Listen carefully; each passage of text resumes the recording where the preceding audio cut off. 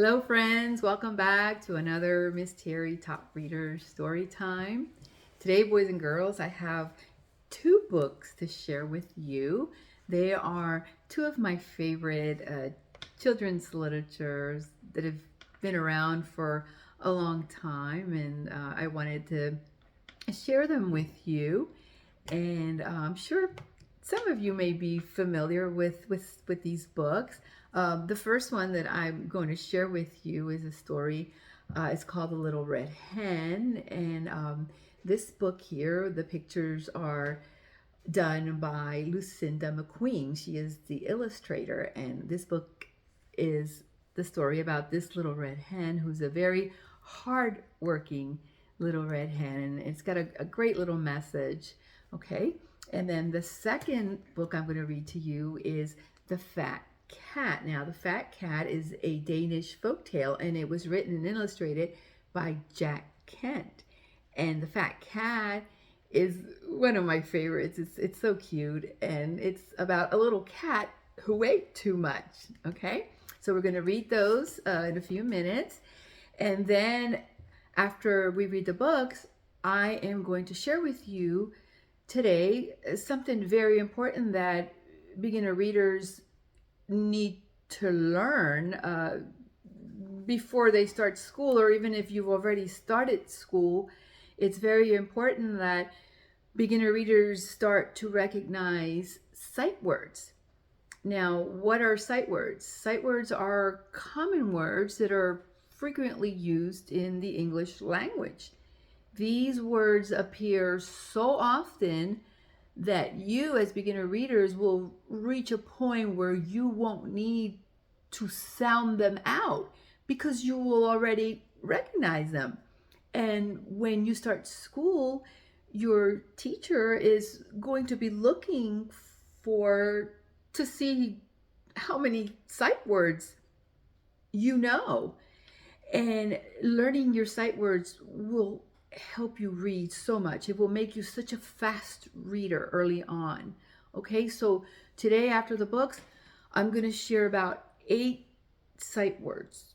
And from now on, every time I upload a video, we'll do a fun activity, but I'm also going to start sharing more and more sight words so that you children can start learning and recognizing and sounding out these sight words, and they will help you so much in becoming great readers.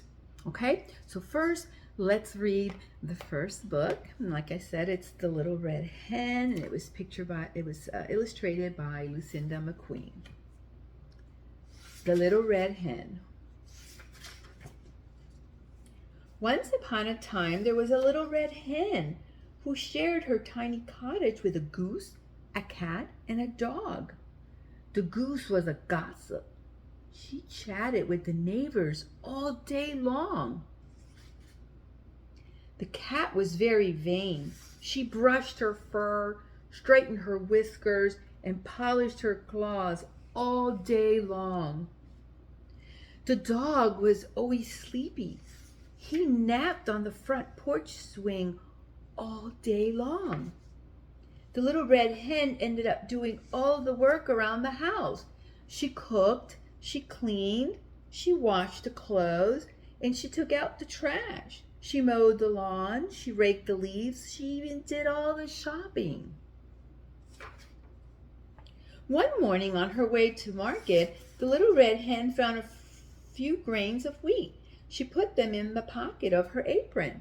When she got home, she asked her friends, "Who will plant these grains of wheat?" "Not I," said the goose. "Not I," said the cat.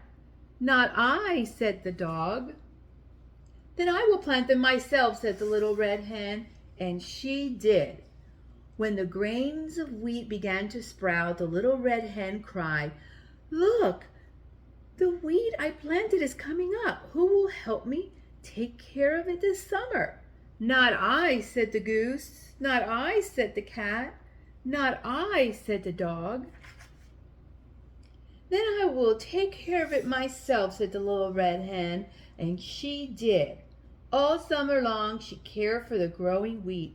She made sure that it got enough water, and she hoed the weeds out carefully between each row. By the end of summer, the wheat had grown tall, and when it turned from green to gold, she asked her friends, "Who will help me cut and thresh this wheat?" "Not I," said the goose.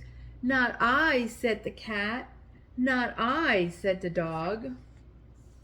"Then I will cut it and thresh it myself," said the little red hen, and she did. When all the wheat had been cut and threshed, the little red hen scooped the wheat into a wheelbarrow and said, "This wheat must be ground into flour.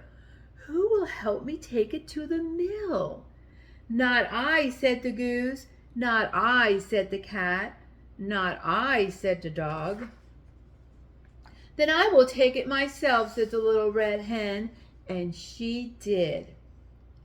The miller ground the wheat into flour and put it into a bag for the little red hen. Then, all by herself, she pushed the bag home in the wheelbarrow. One cool fall morning, not many days later, the little red hen got up early and said, "Today would be a perfect day to bake some bread. Who will help me bake a loaf of bread with the flour I brought from the mill?" "Not I," said the goose. "Not I," said the cat. "Not I," said the dog. "Then I will bake the bread myself," said the little red hen, and she did. She mixed the flour with milk and eggs and butter and salt. She kneaded the dough and shaped it into a nice plump loaf. Then she put the loaf in the oven and watched it as it baked. The smell of the baking bread soon filled the air. It smelled so delicious that the goose stopped chatting, the cat stopped brushing, and the dog stopped napping. One by one they came into the kitchen. When the little red hen took the freshly baked bread out of the oven, she said, "Who will help me eat this bread?"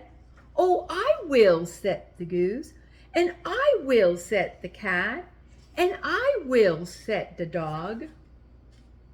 "You will?" said the little red hen. "Who planted the wheat and took care of it?" "I did." "Who cut the wheat? Who threshed it and took it to the mill?" "I did." "Who brought the flour home and baked this loaf of bread?" "I did. I did it all by myself. Now I am going to eat it all by myself." And that is exactly what she did. Now she was very smart and very deserving of the bread because she did all the work. She was a very hard working little hen, so she deserved to have her loaf of bread. It's not good to be lazy like her friends over here, right? So that's the story of the little red hen. I hope you enjoyed that. Now here's another one that's one of my favorites. This book has been around forever. The Fat Cat, a Danish folktale by Jack Kent, and it was illustrated by Jack Kent as well. The Fat Cat. There once was an old woman who was cooking some gruel. She had some business with the neighbor woman and asked the cat if he could look after the gruel while she was gone. "I'll be glad to," said the cat.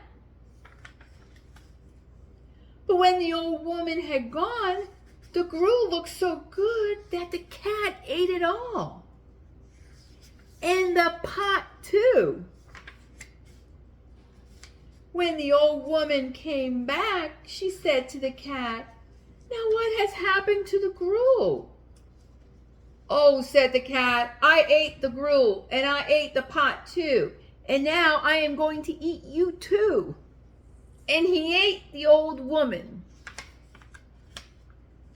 He went for a walk, and on the way he met Skahintotad. And Skahintotad said to him, "What have you been eating, my little cat? You are so fat."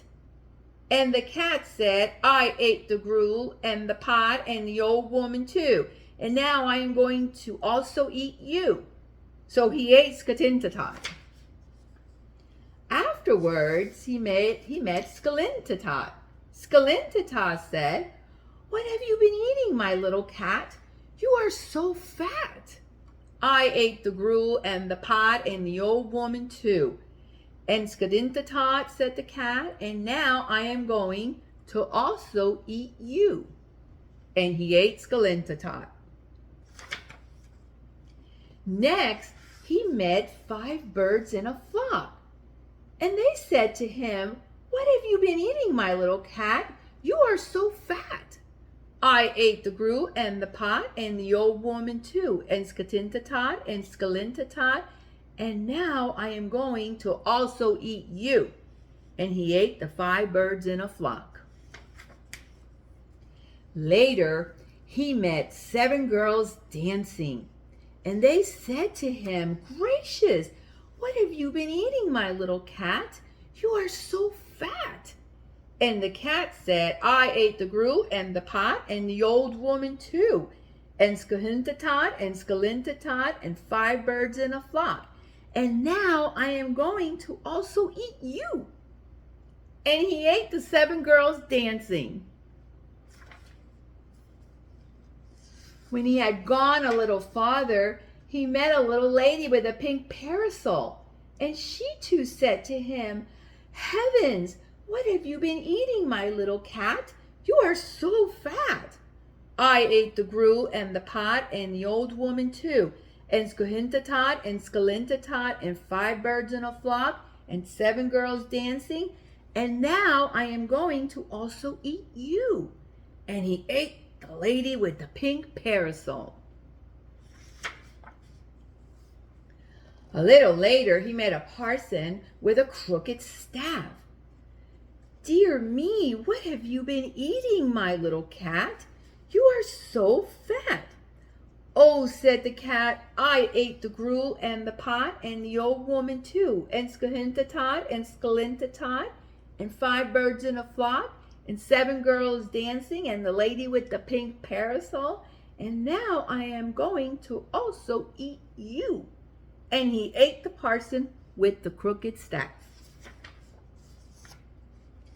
Next, he met a woodcutter with an axe. My, what have you been eating, my little cat? You are so fat. I ate the gruel and the pot and the old woman too, and Skalintatot and Skalintatot, and 5 birds in a flock, and 7 girls dancing, and the lady with the pink parasol, and the parson with the crooked staff. And now I am also going to eat you. No, you are wrong, my little cat, said the woodcutter. He took his axe and cut the cat open. And out jumped the parson with the crooked staff, and the lady with the pink parasol, and the 7 girls dancing, and the 5 birds in a flock, and Skalintatot and Skalintatot.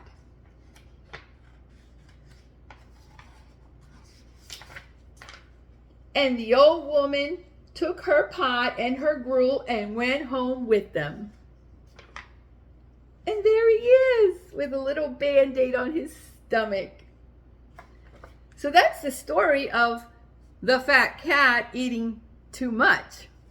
Okay, boys and girls, so I hope you enjoyed those stories. They are so cute.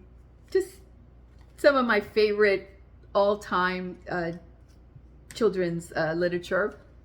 Now I am going to share with you 8 sight words that I want you to start working on, okay? The first one is me. M-E, me. The second one is at, A-T. The next one is am, A-M. Next one is I-S. The next one is I. Next one is in, I-N. The next one is the, T-H-E. And the last one is a. Okay? One more time. Me, M-E. At, A-T. Am, A-M. Is, I-S. I. In, I-N. The, T-H-E. And the last one is a. Okay, so those are the first set of sight words that I wanted to share with you, and I want you children to start working on those. Now I'm going to show you a little activity that can help you in practicing to recognize and write out these sight words. And it's one of the 3 ways that children learn sight words, and it's my favorite because it's really fun. Have your mom or your dad or your grandparents find you something that's plastic, that's flat, okay? And I want you to find some shaving cream in your house, okay? And just put some shaving cream on here. Not a lot. You don't need a lot, all right? And you're just going to spread the shaving cream on your flat surface, okay? See? You don't need a lot, okay? It's fun and it feels really cool. Now we're going to write a few of the sight words that I shared with you. Let's do the first. T-H-E.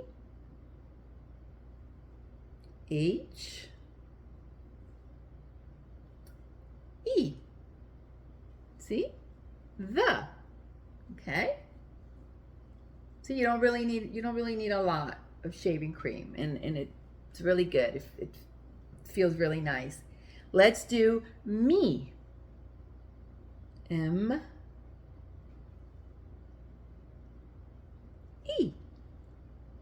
Me. Okay? And this is, like I said, it's a fun way to start to write and recognize these sight words. Okay, let's do 2 more. At, we're going to do at, A, T, at.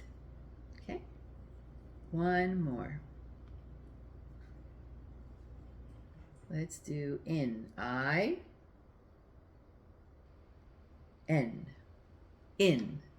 Okay, so that's an activity that you can do to start recognizing and learning how to write these sight words that are going to be so important for you to learn before you go to school. And it will help you so much to be such a fast reader. And this activity I love so much because it's a sensory activity. You can actually touch something as you are writing the letters, okay? And it'll make it fun to learn how to recognize the letters and to write them, okay? I hope you boys and girls enjoyed the stories today, the little red hen and the fat cat. And I hope you enjoyed learning about sight words. Play the video back again if you want to see the sight words again. Very, very important words. And like I said, I'm going to be sharing more and more and more sight words for you to learn so you can start to be a top reader. Okay. Don't forget to read 20 minutes a day at least. 5 books if you can. That's what I would like for you to do. Practice your vowels and your sight words.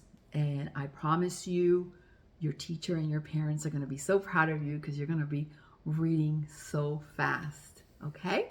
Before you go, like my video, subscribe to my channel, and give it a thumbs up, okay? I will see you guys next time. Bye.